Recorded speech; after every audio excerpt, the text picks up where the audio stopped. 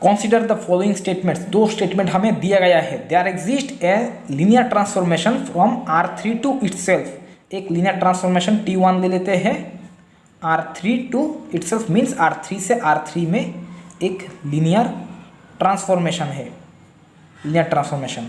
अच्छा, such that it's range space and null space are same. And statement 2 में बोला गया है there exist a linear transformation from R2 to itself. एक दूसरा लीनियर ट्रांसफॉर्मेशन ले लेते हैं T2, R2 से R2 में एक लीनियर ट्रांसफॉर्मेशन है, such that the range space and null space are the same.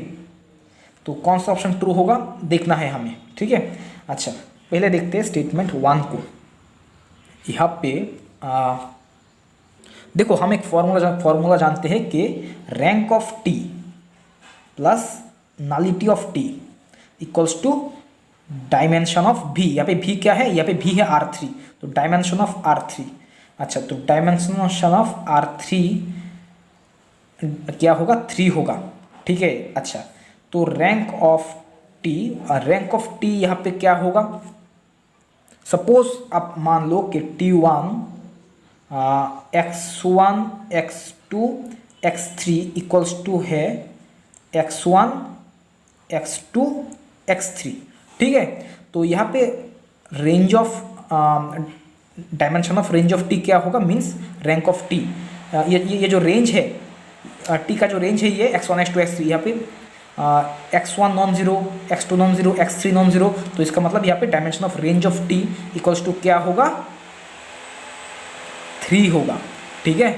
अच्छा, तो रैंक ऑफ टी 3 है, रैंक ऑफ टी है 3 plus nullity of T equals to dimension of भी है 3। तो यहाँ से हमें नलिटी ऑफ टी क्या मिल रहा है, 0 मिल रहा है।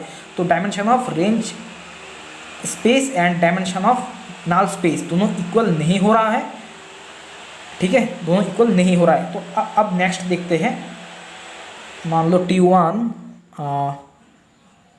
x1 x2 x3 equals to है x1 x2 0।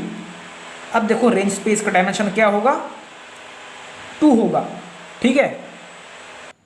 तो अब यहाँ पे रैंक ऑफ टी को आप यहाँ पे पुट करो तो होगा 2 plus nullity of T equals to dimension of भी है 3। तो यहाँ से हमें नलिटी ऑफ टी मिल रहा है 3 माइनस 2 इक्वल्स टू 1। तो rank of T and nullity of T दोनों इक्वल नहीं हो रहा है। तो अब देखते हैं x1 x2 x3 equals to x1 x2 x3 equals to x1 0 0। तो यहाँ पे रेंज स्पेस का जो डायमेंशन होगा वो क्या होगा, वो हो रहा है 1, क्योंकि यहाँ पे सिर्फ x1 ही नॉन जीरो है, बाकी दोनों 0 हो गया है। तो रैंक ऑफ टी का वैल्यू यहाँ पे रखेंगे तो होगा 1 plus nullity of T equals to dimension of भी है 3। तो यहाँ से हमें नलिटी ऑफ टी मिल रहा है 3 माइनस 1 इक्वल्स टू 2। दोनों rank of T nullity of T दोनों इक्वल नहीं हो रहा है, ठीक है। अब लास्ट देखते हैं, sorry T1 x1 x2 x3 equals to 0 0 0, ठीक है। That means x1 x2 x3 ये जो है ये सभी कर्नेल का एलिमेंट है। तो दिस इम्प्लाइज रेंज का जो डायमेंशन होगा क्या होगा, 0 होगा, सभी 0 हो गया है। एंड रैंक ऑफ टी को यहाँ पे रखो तो होगा 0 plus nullity of T equals to dimension of भी 3। तो this implies nullity of T equals to 3 हो रहा है। तो देखो यहाँ पे rank of T nullity of T equal नहीं हो रहा है। तो इसका मतलब स्टेटमेंट 1 में जो बोला गया था range space and null space का डायमेंशन सेम होगा, तो ये गलत हो रहा है। तो स्टेटमेंट 1 जो है वो इनकरेक्ट हो जाएगा। तो यहाँ पे हमें कोई भी ऐसा लीनियर ट्रांसफॉर्मेशन नहीं मिल रहा है, ठीक है। अच्छा, अब हम देखते हैं स्टेटमेंट 2 को। यहाँ पे बोला गया है हमें there exist a linear transformation from R2 to itself. T2 एक लीनियर ट्रांसफॉर्मेशन ले लेते हैं, R2 से R2 में एक लीनियर ट्रांसफॉर्मेशन है। It's range space and null space are the same. अच्छा, ये कुछ इस तरह से डिनोट कर देते हैं T2 x1 x2 equals to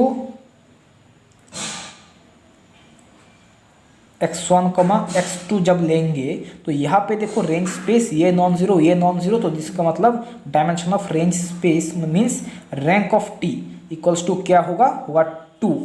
ठीक है। अच्छा, तो हम एक चीज़ जानते हैं कि rank of T plus nullity of T equals to dimension of V. यहाँ पे भी क्या है, भी है R2 एंड R2 का डायमेंशन होता है 2। तो rank of T plus nullity of T equals to 2। अब रैंक ऑफ टी का वैल्यू यहाँ पे रखो तो होगा 2 plus nullity of T equals to 2। तो this implies nullity of T equals to आ रहा है 0। तो rank of T nullity of T दोनों इक्वल नहीं हो रहा है। तो अब एक काम करते हैं, दूसरा ट्रांसफॉर्मेशन लेते हैं, x1 x2 इक्वल्स टू 0 0 ले लेते हैं। तो यहाँ पे देखो दोनों ही 0 हो गया है, तो रेंज स्पेस का डायमेंशन क्या होगा, 0 होगा। ठीक है। अब ये 0 यहाँ पे रखो तो होगा 0 plus nullity of T equals to dimension of V equals to 2। तो यहाँ से हमें nullity of T equals to मिल रहा है 2, दोनों इक्वल नहीं हो रहा है। अब लास्ट एक लेते हैं, sorry T2 x1 x2 equals to x1 0। तो यहाँ पे देखो रेंज स्पेस जो है यहाँ पे सिर्फ एक ही नॉन जीरो है, तो इसका मतलब dimension of range space of T2 equals to क्या होगा, इक्वल्स टू होगा 1। ठीक है। अब रैंक ऑफ T2 को यहाँ पे रखो तो होगा 1 plus nullity of T2 equals to dimension of V equals to 2। तो this implies nullity of T2 equals to क्या हो रहा है, 2 - 1 इक्वल्स टू 1 आ रहा है। तो यहाँ पे हमें rank of T and nullity of T दोनों इक्वल मिल रहा है। ठीक है। तो हमें एक ऐसा ट्रांसफॉर्मेशन मिलेगा T2 एक R2 से R2 में एक ऐसा ट्रांसफॉर्मेशन मिलेगा हमें जो कुछ इस तरह से होगा, T2 x1 x2 equals to x1 0। ये जो लीनियर ट्रांसफॉर्मेशन है वो यहाँ पे range space and null space दोनों सेम होगा। सॉरी, यहाँ पे ये दोनों सेम नहीं होगा क्योंकि यहाँ पे क्वेश्चन पे बोला गया है, डायमेंशन नहीं बोला गया है। ठीक है। It's range space and null space are the same. तो देखो चेक कर लेते हैं कि ये सेम होगा या नहीं।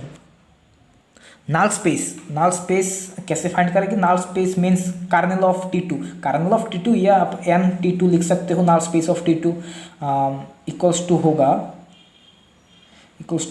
x1 x2 such that T2 x1 x2 equals to 0 0।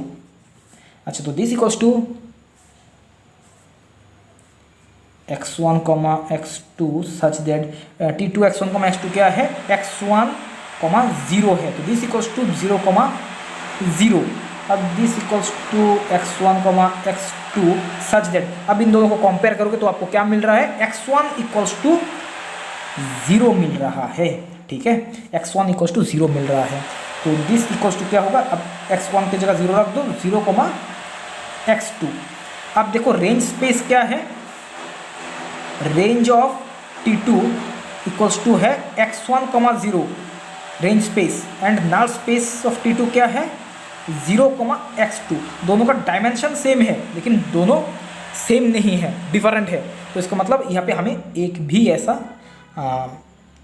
Linear transformation नहीं मिलेगा जिसके लिए range space and null space दोनों सेम हो। तो स्टेटमेंट 1 और 2 दोनों फॉल्स होगा। ऑप्शन नंबर 1 में बोला गया है statement 1 is true but 2 is false, ये नहीं होगा। बोथ आर फॉल्स, हाँ दोनों ही फॉल्स होगा। 3 4 ये भी इनकरेक्ट होगा। Both statements are false. Okay.